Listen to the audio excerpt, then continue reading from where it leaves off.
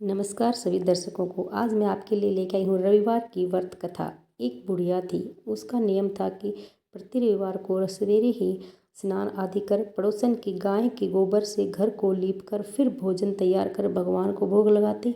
उसके बाद स्वयं भोजन करती थी। ऐसा व्रत करने से उसका घर धन धान्य आनंद से और भरपूर था। इस तरह है कुछ दिन बीत जाने पर उसकी पड़ोसन विचार करने लगी कि यह वृद्धा स्त्री मेरी गाय का गोबर ले जाती है।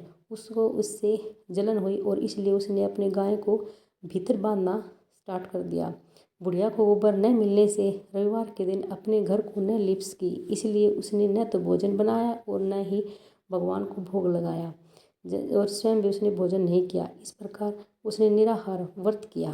रात्रि हो गई और वह भूखी सो गई। रात्रि में भगवान ने उसे सौंपन दिया और भोजन न बनाने तथा भोग न लगाने का कारण पूछा।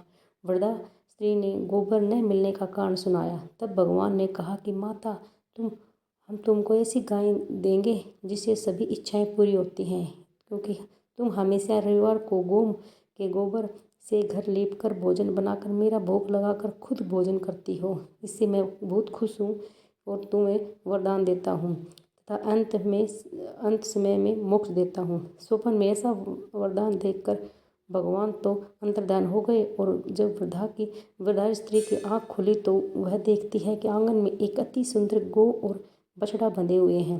वह गौ और बछड़े को देखकर अत्यंत प्रसन्न हुई और उसको घर के बाहर बांध दिया, वही खाने को चारा डाल दिया। तब उसकी पड़ोसन ने बुढ़िया के घर के बाहर एक अति सुंदर गौ और बछड़े को देखा तो द्वेष के कारण उसका हृदय जल उठा और जब उसने देखा कि गौ ने सोने का गोबर किया है तो वह उस गौ का गोबर ले गई और अपने गौ का गोबर उसकी जगह पर रख गई।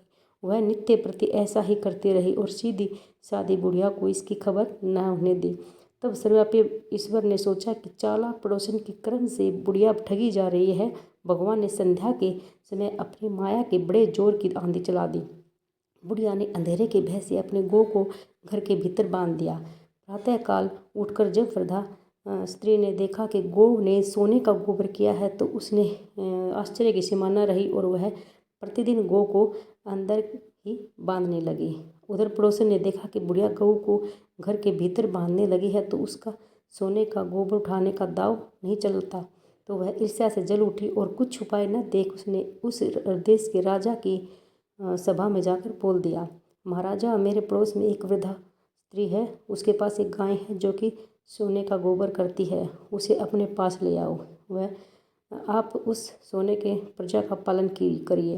वह वृद्धा इतने सोने का क्या करेगी। राजा ने यह बात सुन अपने दूतों को वृद्धा स्त्री के घर से गौ लाने की आज्ञा दी।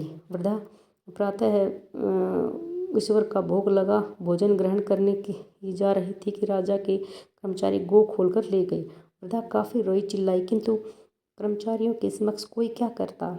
उस दिन वृद्धा गौ के वियोग में भोजन न खा सकी और रात भर रो रो के ईश्वर के गौ को पुनः पाने के लिए प्रार्थना करती रही। उधर राजा गौ को देख बहुत प्रसन्न हुआ, लेकिन सुबह जैसे ही वह उठा सारा महल गोबर से भरा हुआ था। राजा यह देखकर घबरा गए। भगवान ने रात्रि में राजा को स्वप्न में कहा कि हे राजा, गाय वृद्धा को लौटा दो, इसमें ही आपका भला है। उसने रविवार के व्रत से प्रसन्न होकर मैंने उसे गाय दी थी। प्रातः होते ही राजा ने वृद्धा को बुलाकर बहुत से धन के साथ सम्मानित सहित गौ बछड़ा लौटा दिया। उसकी पड़ोसन दुष्ट बुढ़िया को बुलाकर उचित दंड दिया गया। इतना करने के बाद राजा ने महल से गंदगी दूर। उसी दिन से राजा ने नगर निवासियों को आदेश दिया कि राज्य की तथा अपनी समस्त मनोकामनाओं की पूर्ति के लिए रविवार का व्रत करो। व्रत करने से नगर के लोग सुखी रहेंगे, उनका जीवन स्वस्थ रहेगा और कोई भी बीमारी तथा प्रकृति का प्रकोप उस पर नगर पर नहीं होगा। सारी प्रजा सुख से रहने लगी। धन्यवाद दर्शकों। अगर आपने मेरे चैनल को अभी तक सब्सक्राइब नहीं किया तो प्लीज़ मेरे चैनल को सब्सक्राइब कीजिएगा और बेल आइकन को प्रेस कर दीजिएगा, ताकि मैं जब भी नई वीडियो लाऊं आपके पास नोटिफिकेशन चला जाए। थैंक्स।